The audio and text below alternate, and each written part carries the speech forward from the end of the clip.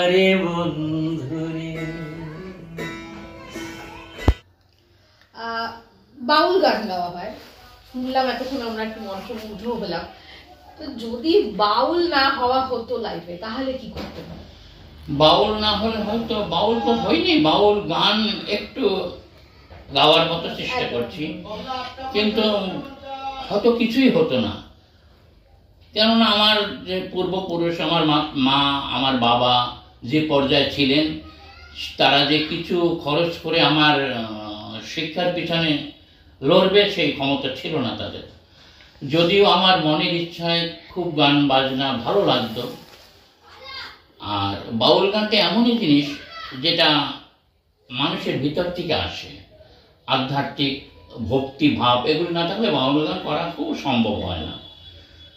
তাই যে কোনো একজন বাউলের সাথে আমার পরিচয় হয়ে গেল, তখন উনি নাম ছিল আমার বাউল গানের গুরুপদ সরকার। তার কাছে যাওয়াতে যেমন সেখানে পয়সা লাগে না, শুধু চর্চা করো, তার সাথে থাকো, তার সাথে ঘোরো, তার সাথে মঞ্চে যাও, এভাবেই বাউল গানকে আয়ত্ত করতে হয়। তখন ভিতরে এমন একটা ভাব এসে যায়। কিন্তু বাউল গান যদিও গ্রামার হিসাবে মানুষে নেয় না, কিন্তু বাউল গান কিন্তু খুব কঠিন। কেন বাউল এত সহজ নয়, যেহেতু ভাবের গান, যেহেতু আমাদের মানুষের গান, মনের কথা বলে বাউল।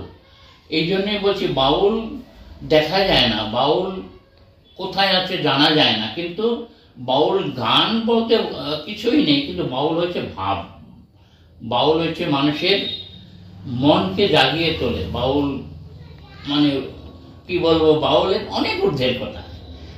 তাই এভাবে আমরা লোকসঙ্গীতকে বাউল বলে থাকি। সেই গান ভালো লাগা থেকে আমি আজ এই পর্যায়ে চলে এসেছি, দেশ বিদেশ বিভিন্ন জায়গায় ঘুরেছি এবং বাউল গানকে ভালোবেসে ফেলেছি। গানকে সাথে নিয়ে 7 সমুদ্র পাড়ি দিয়ে যে আমেরিকায় যাওয়া হয়েছিল, কিরকম লেগেছিল? ভালো, ভীষণ ভালো লেগেছে, ভীষণ ভালো। একটা আমরা যখনই এক দেশ থেকে আরেক দেশে যাই, প্রথম খুবই ভালো লাগে, কিন্তু তার মধ্যে একটু গান জানি বলে মানুষের ভালোবাসা, অগাধ ভালোবাসা পেয়েছি। একটা প্রশ্ন, এই যে সুদূর আমেরিকা, ওখানকার ইংলিশটাই আমরা বুঝি না, লাতিন আমেরিকান কথাবার্তা বলেন তারা, সেখানে বাংলায় বাউল গান কতটা গ্রহণযোগ্যতা পায়? আমি কিন্তু বাউল গানটা খুবই জনপ্রিয়তা পেয়েছি। কেন? যেহেতু বেশ আমাদের ভারতীয় বলো, আমাদের বাংলাদেশি বলো, খুব প্রবাসীরা রয়েছে ওখানে।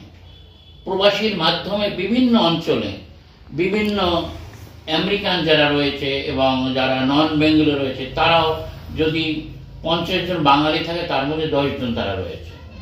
তারা এই গানকে, বিশেষ করে আমাদের ইন্ডিয়ানের ফোক কালচারকে ভীষণ ভালোবাসে, তারা মনোযোগ দিয়ে শোনে। তাই আমি এই বাউল গানকে শুনিয়ে তাদেরকে আমি মনোমুগ্ধ করতে পেরেছি এবং আমি ভীষণভাবে আনন্দ পেয়েছি। আর মানে এখানের থেকে ওখানে আলাদা, একটু আগে শুনছিলাম যে এখানে শ্রোতাদের মধ্যে প্রাণ আছে, সেই ব্যাপারে যদি কিছু বলেন। মানে অনেকের ধারণা যে বিদেশে গিয়ে গাইলে খুব প্রোগ্রেস হবে, আবার অনেকের ধারণা যে দেশের জিনিস দেশেই আমরা গাইবো, এই ব্যাপারটা নিয়ে কি বলবো? দেশের তুলনা কোথায় পাওয়া যাবে না।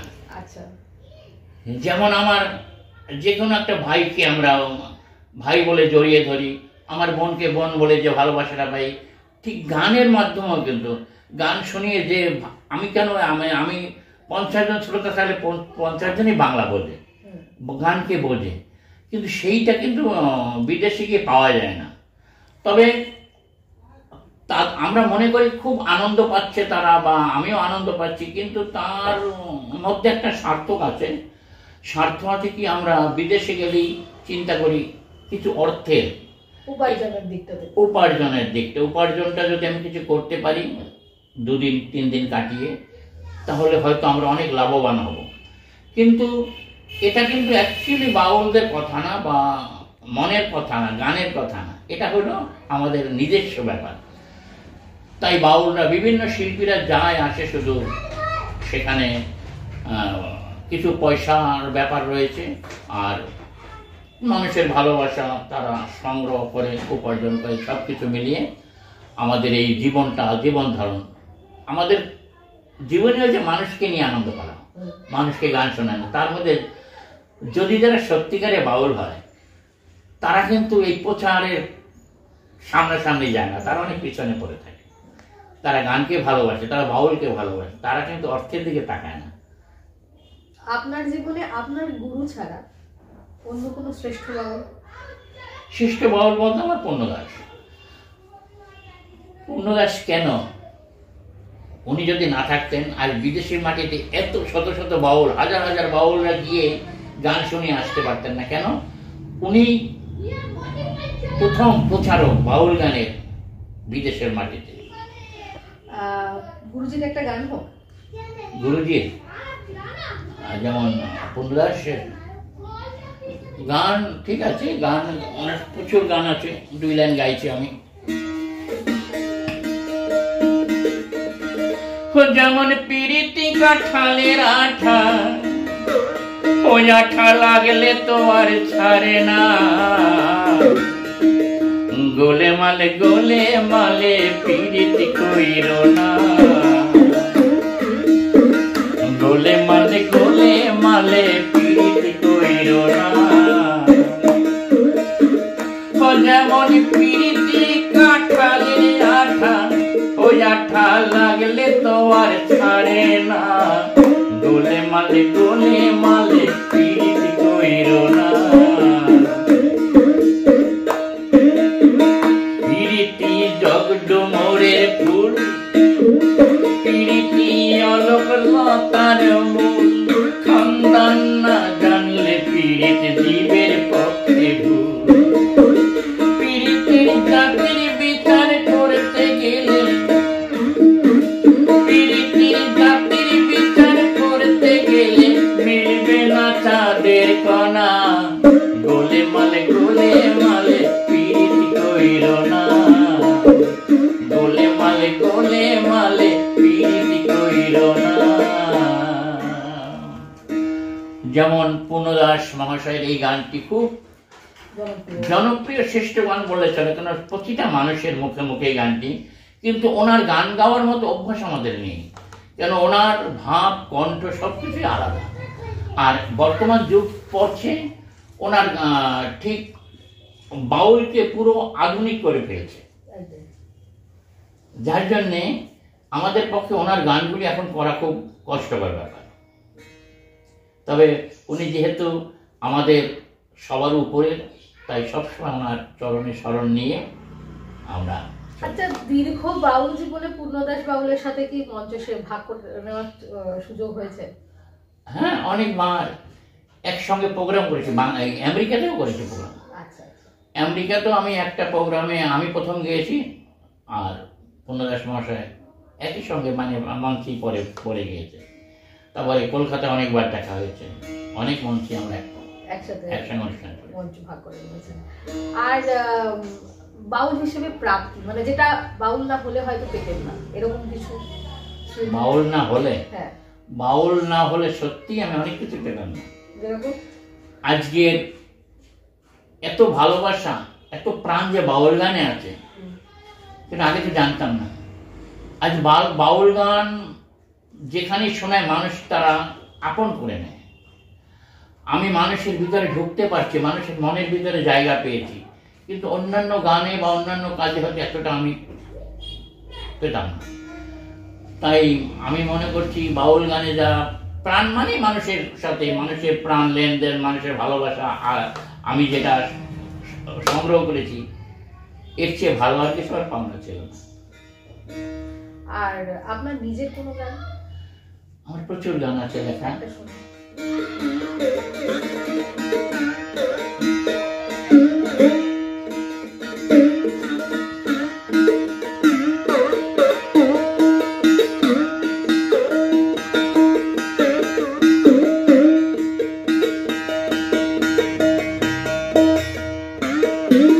প্রতিদিন শোনা যায় কেউ আসে কেউ চলে যায়, প্রতিদিন শোনা যায় কেউ আসে কেউ চলে যায়, আমার কবে আসবে সেই সময়ে, ও দয়াময় ঘর বাঁধো মনে নিজের ঠিকানা, ও দয়াময় ঘর বাঁধো মনে নিজের ঠিকানা।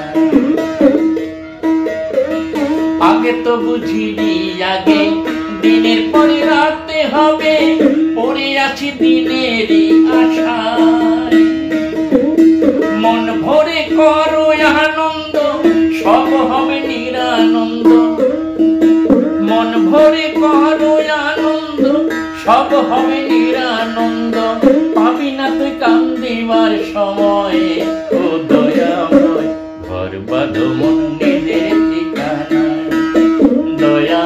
একজন সঙ্গীত শিল্পী হিসেবে এই প্রশ্নটা আমার, ফোক গান মানেই তো বাউল গান নয় না, কেন আলাদাটা কেন? ফোক যেমন লোকসঙ্গীত, লোকসঙ্গীতের মধ্যে বাউল গান পড়ে, কিন্তু লোকসঙ্গীতের মধ্যে 70 থেকে 72 রকম পর্যায় রয়েছে। যেমন ভাটিয়ালি গান, ভাটিয়ালি গান যারা নৌকায়, যারা মাঝিরা গেয়ে গেয়ে নৌকা বা একটা, সেটাকে বলে ভাটিয়ালি গান। আমরা লোকসঙ্গীত বললি যারা বিভিন্ন কাজের মাধ্যমে মানুষের মধ্য থেকে যা গানগুলি আসে, সে যে কোনো কাজ হতে পারে, কেউ চাষ করছে, কেউ মাটি কাটছে, কেউ ইট বানাচ্ছে, সব কিছু নিয়ে তারা মন থেকে একটা গানের আনন্দে তারা কাজটা করে, এইগুলো লোকসঙ্গীত। যেমন টুসু, ভাদু, বিভিন্ন ধরনের গান, বহুত পর্যায়ে রয়েছে। কিন্তু বাউল গানটা যেহেতু একটা আধ্যাত্মিক ব্যাপার, এই গানটা সকলের দ্বারা হয় না, সকলে যার ভাব আছে যে এ নিয়ে চর্চা করবে, ভাব মানে তত্ত্ব নিয়ে, তার সাথে বাউল যুক্ত, এই জন্য বাউল গান একটু একটু আলাদা। বাউল শুনলেই আমাদের মাথায় কোথাও আসে একটা অরেঞ্জ কালারের পোশাক পরে কেউ একজন আসছে, বাউলের সাথে এই কমলা রঙের কি সাদৃশ্যতা রয়েছে? বাউলের সাথে কমলা রঙের কিছু নেই, বাউলটা হচ্ছে ত্যাগ, মানে কমলা রং, যে কমলা রংটা হচ্ছে ত্যাগী, তার একটা, আমরা এই জন্য বাউল পোশাক করি কেন? বাউল যেহেতু গান, বাউল গান যেমন উদাসের সাথে এই গেরুয়ার সাথে একটা ভাবে ভাব মিলে যায়। কেননা বাউলরা কিন্তু সাদা পোশাকও পরে, যেমন ফকির, দরবেশ, এরা সাদা পোশাক পরে, যারা সাধুরা অনেকে সাদা পোশাক পরে, এবং অনেক সন্ন্যাসীরা গেরুয়া পোশাক পরে, উদ্দেশ্য এক। এবং আমরা আগে কোনো বাউলরা মাথায় পাগড়ি বেঁধে করতো না, বড় বড় চুল রাখতো, পাগড়িটা বাঁধা শুরু করেছে পূর্ণদারে বাউল। এরপরই বাউলরা দেখবেন যে সবসময় পাগড়ি বেঁধে বাউল গায়। একটা বাউলের নতুন একটা চিহ্ন, মানে বাউলরা যে পাগড়ি বেঁধে গান করে, পাগড়িটাও একটা এরও ব্যাপার আছে, পাগড়িটা মাথায় থাকলে মানুষের মাথা হ্যাঁ ঠান্ডা থাকে, এবং ভিতর থেকে অনেক কিছু আসার মতো, বেরিয়ে আসার মতো চিন্তাধারা আসে।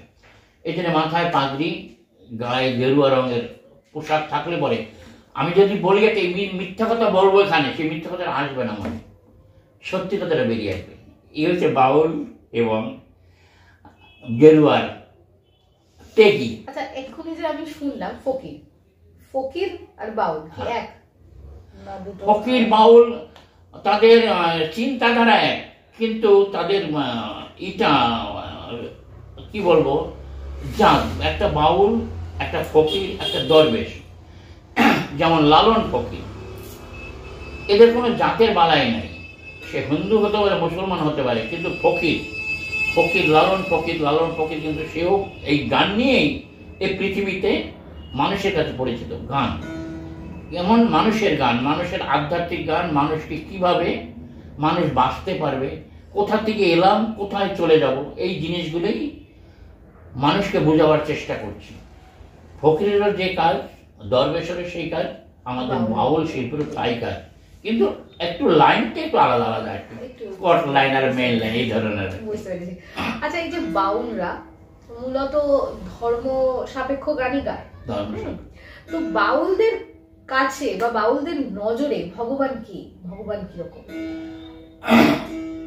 ঈশ্বর হলো, ঈশ্বরের কোনো রূপ তো নেই, ঈশ্বরের সাধনা সবাই করে, বাউলরাও করবে, দরবেশরাও করবে ঈশ্বরের সাধনা, কিন্তু তারা ওই আমি এই ঠাকুরের এই করব, আমি ওই ঠাকুরের দীক্ষিত, ওই ঠাকুরের আমি পুজো করব, এটা তারা চায় না। জানে মানে শক্তি, ঈশ্বর শক্তি এক, সকলের কাছে ভিতরে সবাই একই, আমাদের দেহে যে বিরাজ করছে সে একমাত্র, তার কোনো রূপ নেই, সেটা হচ্ছে শক্তি। সেই ঈশ্বরের সাধনা করতে গেলে কোনো জাত বিচার বা কোনো দেবতা কোনো এগুলি তারা মানে না, যে আমরা গানের মধ্যে সাধনা করবো, একমাত্র তাদের লক্ষ্যই ঈশ্বরের সাধনা, এই গানের মধ্যে আমি জয় করব। আচ্ছা, বাউল হিসেবে লালনকে নিয়ে কি বলবেন? লালন ছিল, এর আগে বলেছি, বাউল ছিল ফকির। লালনের ঊর্ধ্বে কি বাউল, আমরা বাউল ফকিরি গানের মাঝে লালনের উপরে কিন্তু ভাবতে পারি না, কেন তার থেকেই আমরা কিন্তু যদি বলি আদি বাউল, তাহলে লালন চলে আসে, লালন, সিরাজ শাহ এরাই চলে আসে। তাই তাদেরকে প্রতিটি বাউল শিল্পী তাকে স্মরণ করেই আমরা গানকে স্থাপন করতে চাই। তাহলে আজকের এই আলোচনার শেষ লালন গীতি দিয়ে, একটা লালন গীতি দিয়েই হোক। আচ্ছা আচ্ছা। যেদিন হিন্দু, মুসলমান, বৌদ্ধ, খ্রিস্টান জাতিগতের না রবে, এমন সমাজ কবে গো সৃজন হবে। তাই লালন চেয়েছিল এই ধর্ম, এই জাত, কে বড় জাত কে ছোট জাত, এই জাতের বড়াইটা যাতে শেষ হয়ে যায়, মানুষ বলতে এক, কিন্তু সেটা তিনিও পারলেন না। জানি না সেটা, সেই আশা কবে পূর্ণ হবে। এমন সমাজ কবে গো সৃজন হবে, এমন সমাজ কবে গো সৃজন হবে, যেদিন হিন্দু, মুসলমান, বৌদ্ধ, খ্রিস্টান জাতিগতের না রবে, এমন সমাজ কবে গো সৃজন হবে। শোনা এলো বেরো বুলি, নেবে না কাঁধের ঝুলি। কেন কাঁধের ঝুলি নিতে গেলে তো কিছু রাখতে হবে, সেই লোভ নেই সেই বাউলের মধ্যে। ইতর বলি দূরে ঠেলে